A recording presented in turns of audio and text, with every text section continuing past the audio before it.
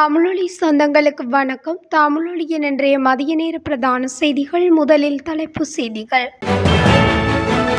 துரித நடவடிக்கை எடுக்கப்படும், கல்வி அமைச்சு அறிவிப்பு.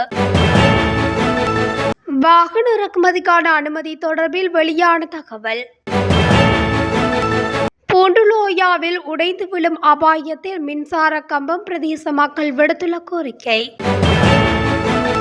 வெளிநாட்டில் இருந்து இலங்கை வந்த பெண் படுகொலை.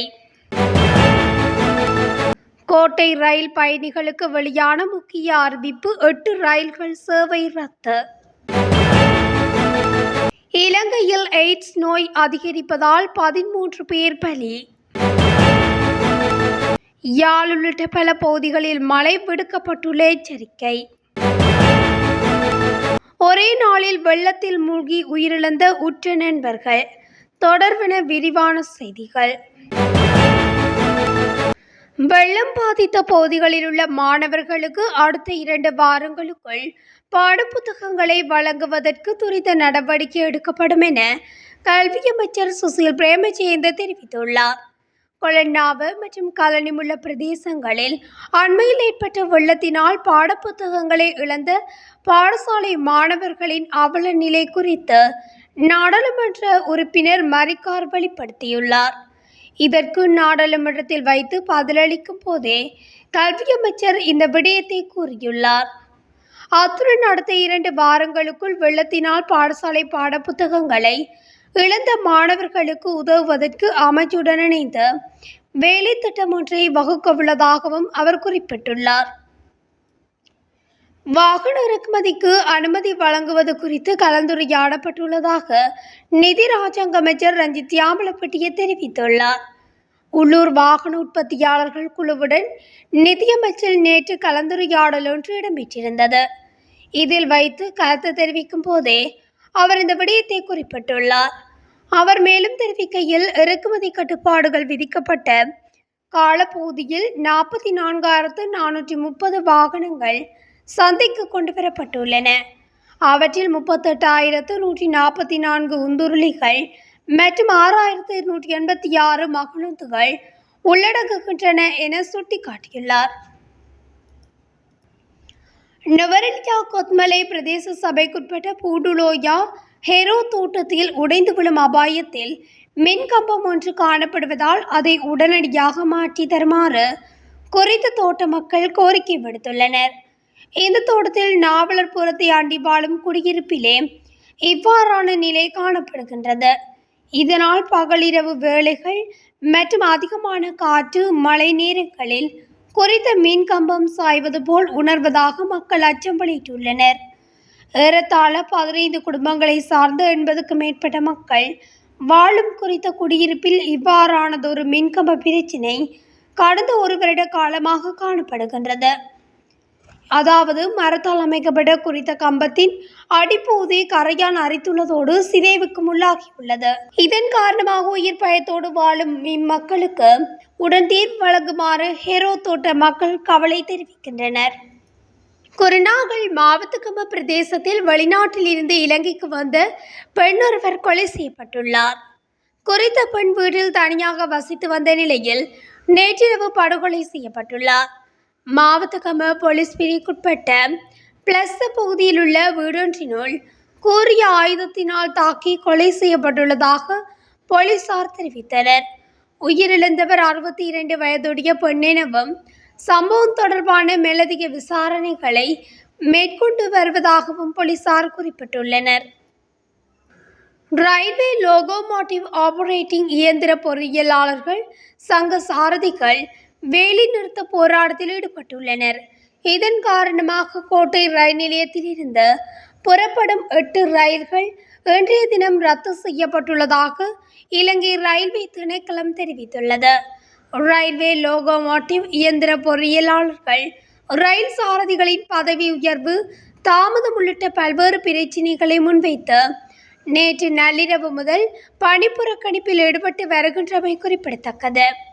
இதன்படி ரயில் சாரதிகளின் பிரச்சினைகளுக்கு தீர்வு காண தவறியதன் காரணமாகவே பொது முகாமையாளர் உள்ளிட்ட அதிகாரிகள் வேலை நிறுத்தத்தில் ஈடுபட்டுள்ளதாக கூறப்படுகிறது. இலங்கையில் இவ்வாண்டின் முதலாவது காலாண்டில் 207 பேர் HIV நோயினால் பாதிக்கப்பட்டுள்ளதோடு 13 பேர் உயிரிழந்துள்ளதாக தேசிய பால்வினை நோய்கள் மற்றும் எய்ட்ஸ் கட்டுப்பாட்டு திட்டம் தெரிவித்துள்ளது. இது 165 பேர் HIV நோயினால் பாதிக்கப்பட்டிருந்த கடந்த ஆண்டுடன் ஒப்பிடும்போது 25% அதிகரிப்பை காட்டுகிறது. அதன்படி இவ்வாண்டின் முதலாவது காலாண்டில் பதிவான நோயாளர்களில் 23 ஆண்களும் 5 பெண்களும் 15 தொடக்கம் 24 வயதுக்கு உட்பட்டவர்களாவர். எஞ்சியவர்கள் 25 வயதுக்கு மேற்பட்டவர்களாவர். HIV ஆண் பெண் மற்றும் பெண் நோயாளர்களின் விகிதம் 7 தொடக்கம் 1 ஆக உள்ளது. இதேவேளை கடந்த ஆண்டு 43 HIV நோயாளர்கள் உயிரிழந்துள்ளனர்.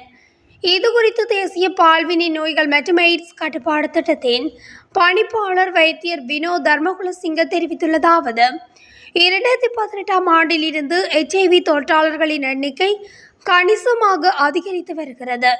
பரிசோதனை திறன் விரிவாக்கம், பாலியல் கல்வி மற்றும் ஆபத்தான பாலுறவு நடத்தை குறித்து மக்களிடையே கல்வியறிவு இன்மை, அறிவு மற்றும் உரிய முன்னெச்சரிக்கை நடவடிக்கைகளை எடுக்காதது தொற்றாளர்கள் அதிகரிப்பிற்கு காரணம் என குறிப்பிட்டுள்ளார். யாழ் காங்கேசன்துறையில் இருந்து புத்தளம், கொழும்பு மற்றும் காலி ஊடாக ஹம்பாந்தோட்டை வரையான கரையோரத்திற்கு அப்பாற்பட்ட கடற்பரப்புகளில் பல இடங்களில் மழையோ அல்லது இடியுடன் கூடிய மழையோ பெய்யக்கூடிய சாத்தியம் காணப்படுவதாக தெரிவிக்கப்படுகின்றது. வளிமண்டலவியல் திணைக்களம் இன்று வெளியிட்டுள்ள அறிக்கையில் இதனை தெரிவித்துள்ளது. மேல் சப்ரகமுவ மற்றும் தென் மாகாணங்களிலும் காலி, கண்டி மற்றும் நுவரெலியா மாவட்டங்களிலும் அவ்வப்போது மழை பெய்யும் என எதிர்பார்க்கப்படுகின்றது. கிழக்கு மற்றும் உவா மாகாணங்களில் சில இடங்களில் மாலையில் அல்லது இரவில் மழையோ அல்லது இடியுடன் கூடிய மழையோ பெய்யக்கூடிய சாத்தியம் காணப்படுகின்றது. வடக்கு, வடமத்திய மற்றும் வடமேல் மாகாணங்களிலும் ஹம்பாந்தோட்டை மாவட்டத்திலும் அவ்வப்போது மணித்தியாலத்துக்கு 40 தொடக்கம் 50 கிலோமீ வரையான வேகத்தில் பலத்த காற்று வீசக்கூடிய சாத்தியம் காணப்படுகின்றது. இடியுடன் கூடிய மழை பெய்யும் வேளைகளில் அப்பிரதேசங்களில் தற்காலிகமாக பலத்த காற்று வீசக்கூடும். மின்னல் தாக்கங்களினால் ஏற்படக்கூடிய பாதிப்புகளை குறைத்துக் கொள்ள தேவையான முன்னெச்சரிக்கை நடவடிக்கைகளை எடுத்துக்கொள்ளுமாறு பொதுமக்கள் அறிவுறுத்தப்படுகின்றார்கள். முல்லைத்தீவிலிருந்து காங்கேசன்துறை மற்றும் மன்னார் ஊடாக புத்தளம் வரையான கரையோரத்திற்கு அப்பாற்பட்ட கடற்பரப்புகளும், ஹம்பாந்தோட்டையில் இருந்து பொத்துவில் வரையான கரையோரத்திற்கு அப்பாற்பட்ட கடற்பரப்புகளும் அவ்வப்போது கொந்தளிப்பாக காணப்படும் என எதிர்பார்க்கப்படுகின்றது. கடலில் பயணம் செய்வோரும் மீனவ சமூகமும் இவ்விடயம் தொடர்பாக அவதானமாக இருக்குமாறு அறிவுறுத்தப்படுகின்றார்கள். மாத்தறையில் திடீரென ஏற்பட்ட வெள்ளத்தில் மூழ்கி உற்ற நண்பர்கள் 2 உயிரிழந்துள்ளனர். கடந்த வெள்ளத்தில் கமருப்பெட்டிய அங்குரகுட பிரதேசத்தில் சிக்கி 2 இளைஞர்கள் உயிரிழந்துள்ளனர். 20 வயதுடைய தரிது சம்பத் மற்றும் 17 வயதுடைய நவிது ஆகிய இருவரே இவ்வாறு உயிரிழந்துள்ளனர். இந்த இருவரும் சிறுவயதிலிருந்தே உற்ற நண்பர்களாக இருந்தவர்கள் என தெரிய வந்துள்ளது.